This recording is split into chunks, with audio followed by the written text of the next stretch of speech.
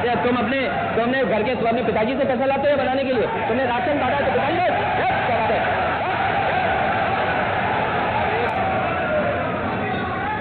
1 घंटे से अधिक।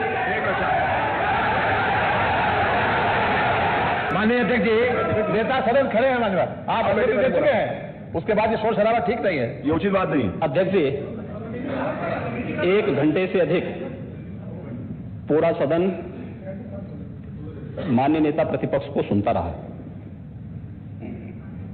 बड़ी शालीनता के साथ उन्होंने अपनी बात कही। विपक्ष के नेता का जो दायित्व था, उन्होंने अपने कर्तव्यों का निर्वहन किया। हम लोगों ने सुना। इस सदन में और सरकार के उप मुख्यमंत्री अपनी बात को रख रहे हैं, बीच में रनिंग कमेंट्री का मतलब क्या है? और दूसरा, एक सम्मानित नेता के खिलाफ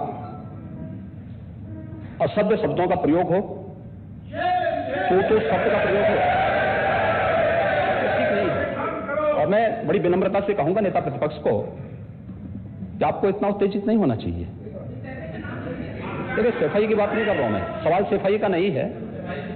देखिए, हम लोग भी जो विकास कार्य करा रहे हैं, या आपकी सरकार के समय जो विकास कार्य हुए होंगे, ये हमारी ड्यूटी थी।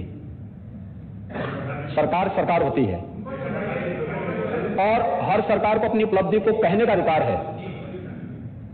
माननीय उप मुख्यमंत्री जी ने बिल्कुल सही कहा कि विकास, आपने कहा, आप विकास की जब चर्चा हुई तो उन्होंने जो बातें कही बिल्कुल ठीक ढंग से की थी। आपके यहां के दूसरे नेता या जब माननीय उप मुख्यमंत्री का यहां पर भाषण संपन्न होता, उसके बाद अपनी बात आप लोग कह सकते थे। लेकिन देखिए, मैं कल भी देख रहा था, कल माननीय वित्त मंत्री जब यहां पे जवाब देने के लिए खड़े हुए, उन पर जिस तरीके की भाषा का प्रयोग उस समय किया गया, आज फिर हम देख रहे हैं। देखिए, लोकतंत्र में हर सदस्य को सदन में अपनी बात रखने का पूरा अधिकार है, और अगर आप कहेंगे तो कैसे इस बात की अपेक्षा रखते हैं कि इस पार से उसका जवाब नहीं मिलेगा? पूरे 1 घंटे से अधिक समय तक पूरा सदन और खासतौर पर सत्ता पक्ष से जुड़े हुए सभी मान्य सदस्यों ने आपकी बात को बहुत ध्यान से सुना। देखिए, सहमत होना ना होना अपना विषय है, नहीं सवाल दूसरा नहीं। देखिए, सवाल, देखिए सफाई भी इसी प्रदेश का हिस्सा। अध्यक्ष महोदय, सवाल ये नहीं है, मैं सुनने को तैयार हूं। अच्छा, बोल रहे हैं, सफाई भी इसी प्रदेश का हिस्सा है। नहीं, सफाई, देखिए भाषा आप उसको बाद में बोल सकते हैं। देखिए, हमारी सहमति असहमति हो सकती है, देखिए हमारी असहमति असहमति हो सकती है किसी बात पर, हम बाद में इस बात को करेक्शन करा सकते हैं। लेकिन तो मैंने शब्द का प्रयोग नहीं किया जाना चाहिए और किसी भी असभ्य भाषा का प्रयोग नहीं होना चाहिए।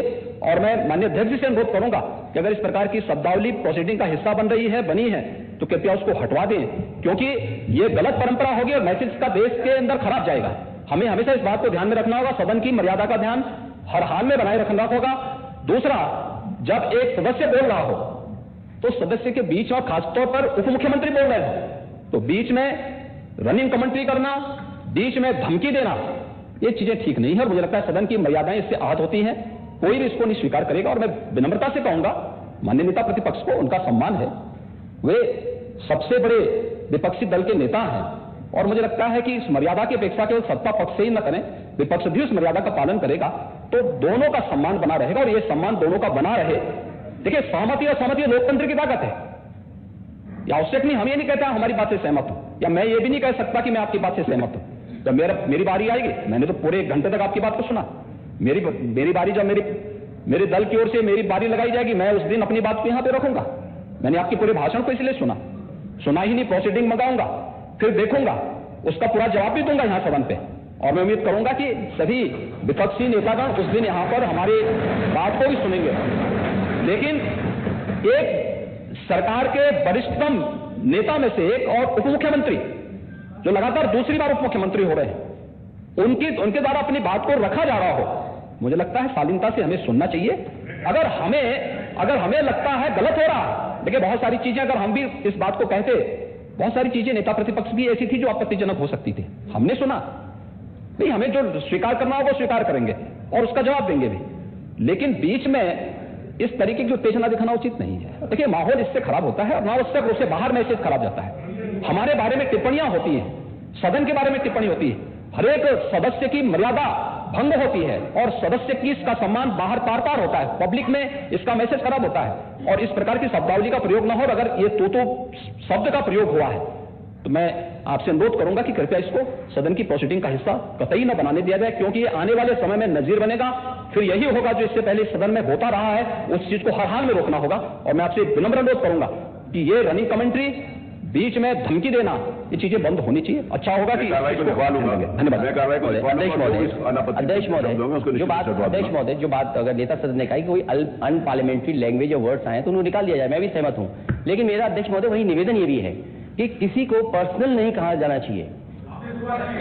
सैफई आपको बहुत ज्यादा सैफई की जमीन बेच करके हम और आप लोग को जनता हमें मौका देती है अपना बजट खर्च करने के लिए, आपको और हमें मौका देता है। मंत्री जी ने कहा ना कि कोई भी वो सरकारी पैसे से होता है। मेरा यही निवेदन है नेता सदन से, इस तरह की बात नहीं आ रही कि जमीन बेच करके कर दिया जाए। माननीय केवल मैंने ये कहा था कि जो आपके जिले के लिए जो 4 लेन बनी थी वो कैसे बनाई थी। माननीय उपमुख्यमंत्री जी, ये बात नहीं माननीय ध्यान रखें सब लोग। बीच में माननीय अध्यक्ष महोदय, बीच में जो भी अनुपस्थित मैंने कहा जो कुछ भी हो। अध्यक्ष महोदय, मैं बीच में जब मैंने अपना भाषण कर रहा था उसमें नेता प्रतिपक्ष खड़े होकर के क्या कहे शोर शराबे में बात सुन नहीं पाया। लेकिन जो मेरे कहने का एकमात्र तात्पर्य है कि उत्तर प्रदेश की जनता की सेवा के लिए जनता ने आपको नकार दिया और भारतीय जनता पार्टी को लगातार स्वीकार किया। आज ये 5 साल सत्ता में नहीं रहे, आगे 5 साल के लिए फिर विदा हो चुके हैं। 2027 में चुनाव आएगा, मैं तो यह मानता हूं कि फिर कमल खिलेगा, फिर आपका अभी कोई भविष्य इस समय नहीं है। लेकिन सड़क किसने बनाई है, एक्सप्रेस किसने बनाया है, मेट्रो किसने बनाई है, जैसे लगता है आपने सैफई की जमीन बेच करके सब बनवा दिया है। तुमने घर के पिताजी से पैसा लाते हो बनाने के लिए, तुमने राशन बांटा तो पिताजी